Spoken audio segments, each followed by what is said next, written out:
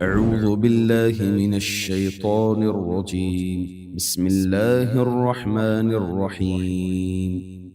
لقد كان لكم في رسول الله أسوة حسنة لمن كان يرجو الله واليوم الآخر وذكر الله كثيرا.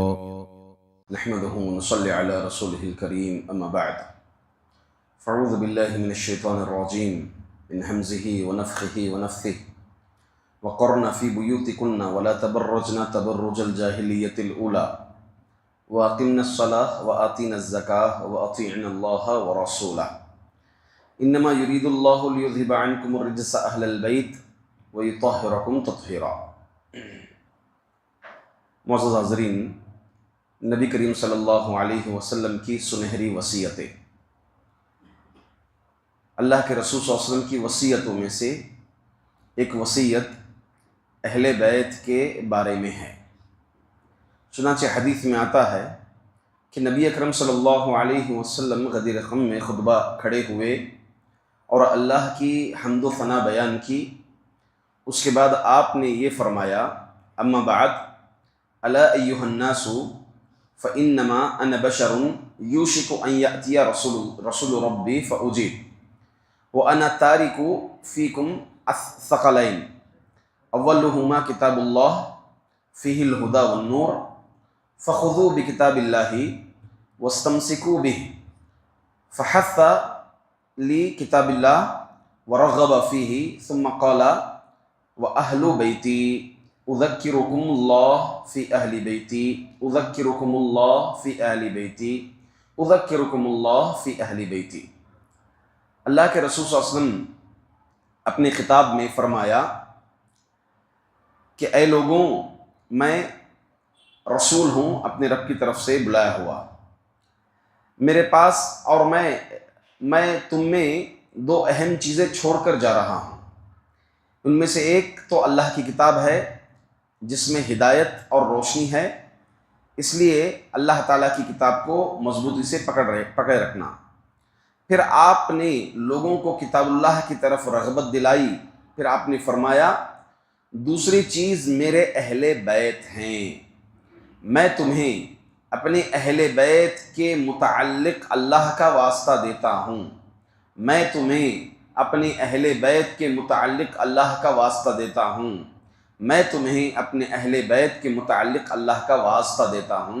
یہ نبی کریم صلی اللہ علیہ وسلم نے 3 مرتبہ فرمایا۔ تو حاضرین، یہ اللہ کے رسول صلی اللہ علیہ وسلم کی آخری وصیتوں میں سے، چونکہ وصیت نبی کریم صلی اللہ علیہ وسلم کی بہت زیادہ ہیں، ان میں سے ہم نے جو آغاز کیا وہ یہ کہہ کر کہ اللہ کے رسول صلی اللہ علیہ وسلم کی جو آخری وصیتیں ہیں، آخری ایام کی وصیتیں ہیں یا آخری سال کی جو وصیتیں ہیں، جس میں حدیث میں اس بات پر اشارہ ہونا کہ یہ اللہ کے رسول صلی اللہ علیہ وسلم کی آخری وصیت ہیں، تو انہی وصیتوں میں سے اہل بیت کے متعلق وصیت ہے۔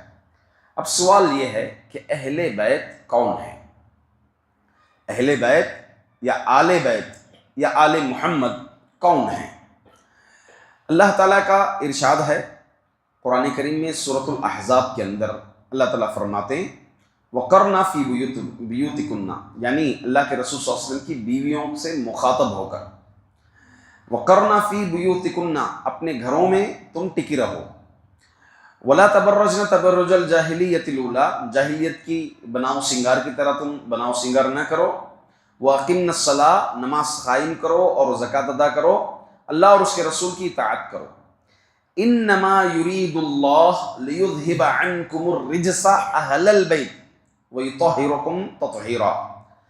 اللہ تعالیٰ نے فرمایا کہ اے اہل بیت، اللہ گندی چیزوں کو تم سے دور رکھنا چاہتا ہے، وَيُطَهِّرَكُمْ تَطْهِيرًا، اور تمہیں پاک و صاف اللہ تعالیٰ رکھنا چاہتا ہے۔ تو اس سے معلوم ہوا کہ اللہ تعالیٰ آپ صلی اللہ علیہ وسلم کی بیویوں کو مخاطب کیا اور انہیں اہل بیت سے پکارا۔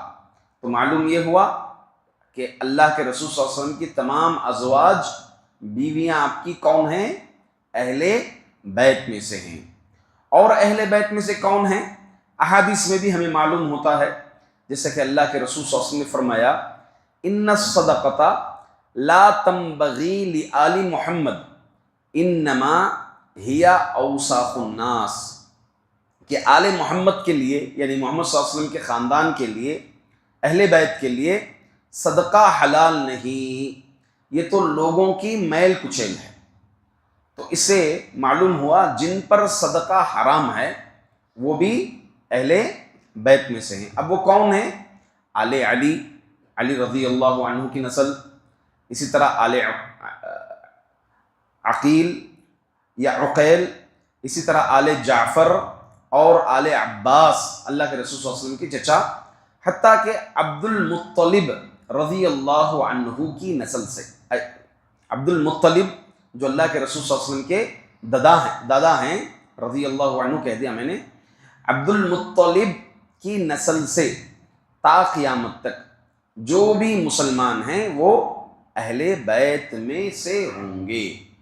عبد المطلب کی نسل سے صرف جو بھی مسلمان ہیں وہ اہل بیت میں سے ہوں گے۔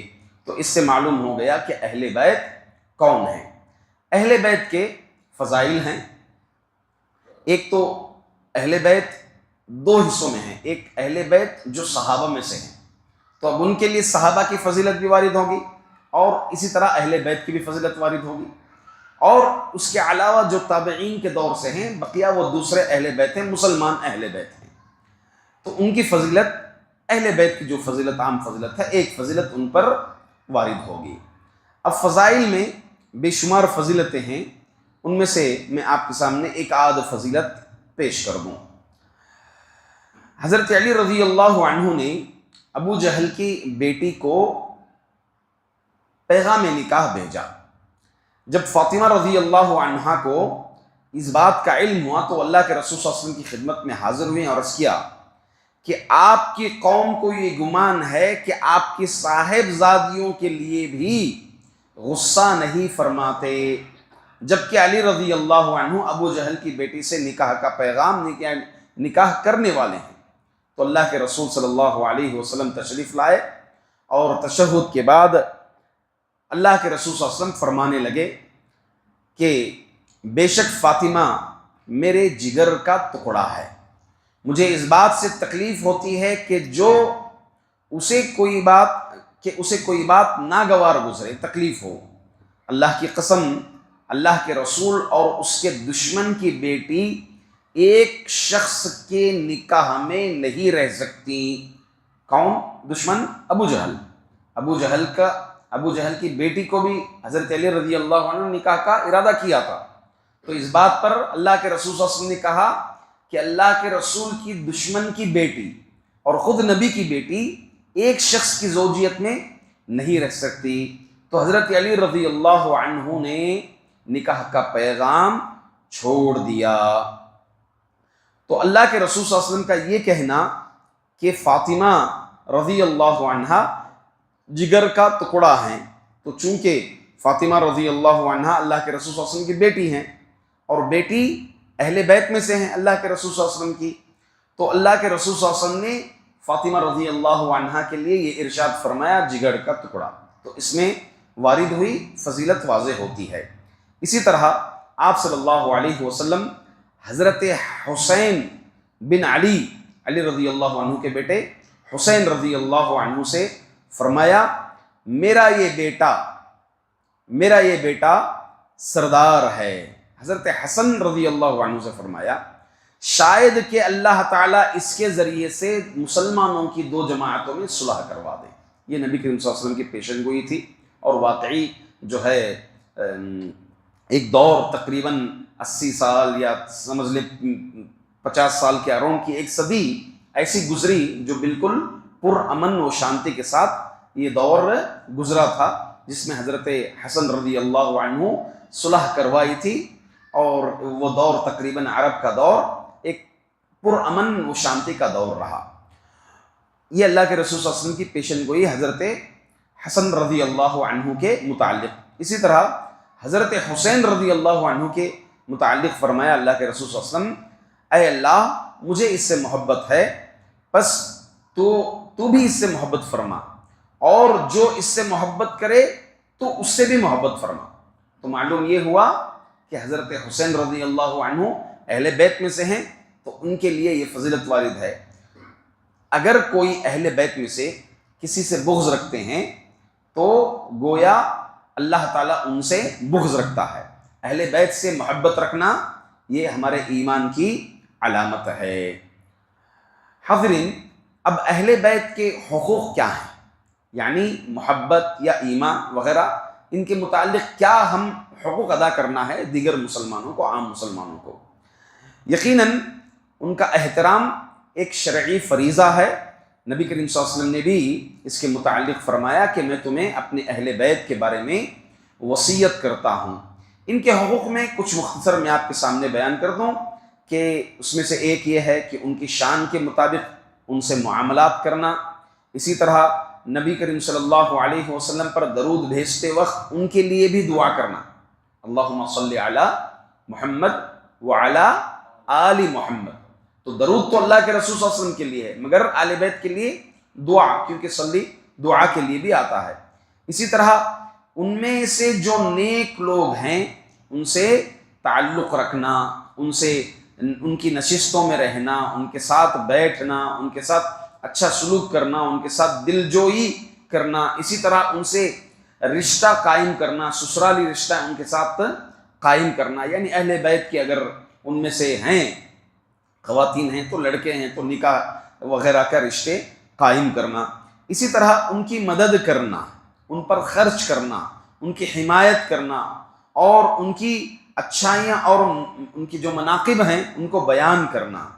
اسی طرح سے جو ان میں غیر صالحین ہیں انہیں نصیحت کرنا وغیرہ۔ اہل بیت اور صحابہ کے درمیان بہت گہرا ربط تھا، بہت گہرا تعلق تھا، صحابہ اور اہل بیت۔ اب اہل بیت میں بتایا کہ اہل بیت میں کچھ وہ ہیں جو صحابہ اہل بیت ہیں اور دیگر اہل بیت ہیں، خصوصاً شیعہ و روافظ صحابہ کے متعلق ابو بکر رضی اللہ عنہ، عمر رضی اللہ عنہ، ان کے متعلق گالیاں دیتے ہیں اور ان کے خلاف باتیں کرتے ہیں اور یہ کہتے ہیں کہ یہ اہل بیت کے دشمن ہیں۔ اب دیکھیں ابو بکر رضی اللہ عنہ کے واقعات اگر ہم دیکھیں تو اسی سے اندازہ لگایا جا سکتا ہے کہ ابو بکر رضی اللہ عنہ کیا فرماتے تھے، والذی نفس بیدہ لقرابت رسول اللہ صلی اللہ علیہ وسلم احب الی ان اصل من قرابتی، کہ اللہ کی قسم جس کے ہاتھ میں، جس کے قبضے قدرت میں میری جان ہے، اس ذات کی قسم کہ نبی کریم صلی اللہ علیہ وسلم کے رشتہ دار میرے نزدیک میرے رشتہ دار سے بھی زیادہ محبوب ہیں، میرے رشتہ دار سے بھی زیادہ محبوب ہیں۔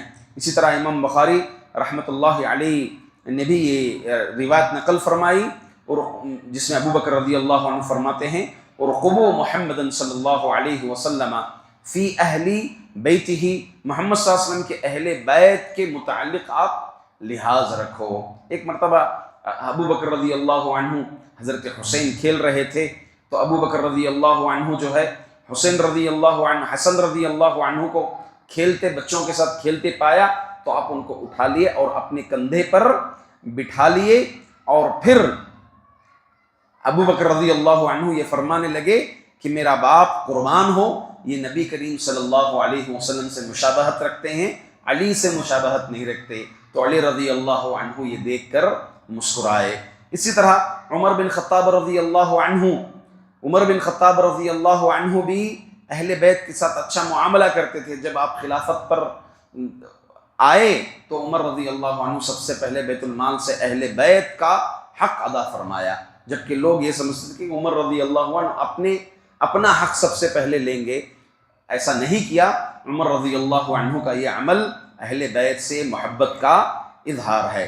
اسی طرح اما عائشہ رضی اللہ عنہ کی اگر روایتیں دیکھیں، علی رضی اللہ عنہ کے مناقب میں سب سے صحیح تر روایتیں اما عائشہ رضی اللہ عنہ کی ہیں، کہ اما عائشہ رضی اللہ عنہ کی روایت میں سے یہ بھی ہیں کہ جب کوئی آپ سے فتویٰ طلب کرنے جاتا تو آپ علی رضی اللہ عنہ کے پاس بھیج دیتی، اور اسی طرح سے جب خلافت کا معاملہ آیا، آپ سے پوچھا گیا کہ کس کی خلافت پر بیعت کی جائے، تو عثمان بن عفان رضی اللہ عنہ کے بعد اما عائشہ نے فرمایا کہ علی رضی اللہ عنہ کی خلافت پر بیعت کی جائے۔ اسی طرح عبداللہ بن عمر رضی اللہ عنہما سے بھی مروی ہے کہ ایک شخص آیا اور آ کر کے کہا کہ میں حضرت علی رضی اللہ عنہ سے بغض رکھتا ہوں.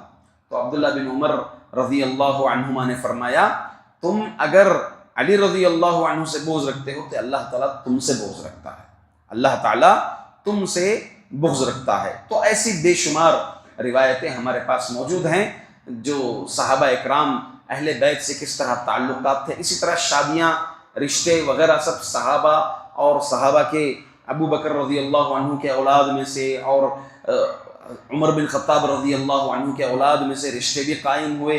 اسی طرح سے وہ ان کے نام رکھتے تھے اور یہ ان کے نام رکھتے تھے. آپ پائیں گے اگر نسبت دیکھیں گے. الغرض اہل بیت کا مقام اور مرتبہ کیا ہے. ایک آخری بات 2 جملوں میں کہہ کر میں اپنی بات کو ختم کر دوں. اہل بیت نہ تو کسی گناہ سے معصوم ہیں. معصوم عن الخطا گناہ کون ہوتے ہیں؟ انبیاء ہوتے ہیں. صرف انبیاء علیہم الصلاۃ ہوتے ہیں. بقیہ سب جتنے بھی ہیں بشر ہیں. اور نہ ہی انہوں نے شریعت سازی کی ہے، شریعت میں اپنی جانب سے کوئی باتیں اضافہ کی ہیں.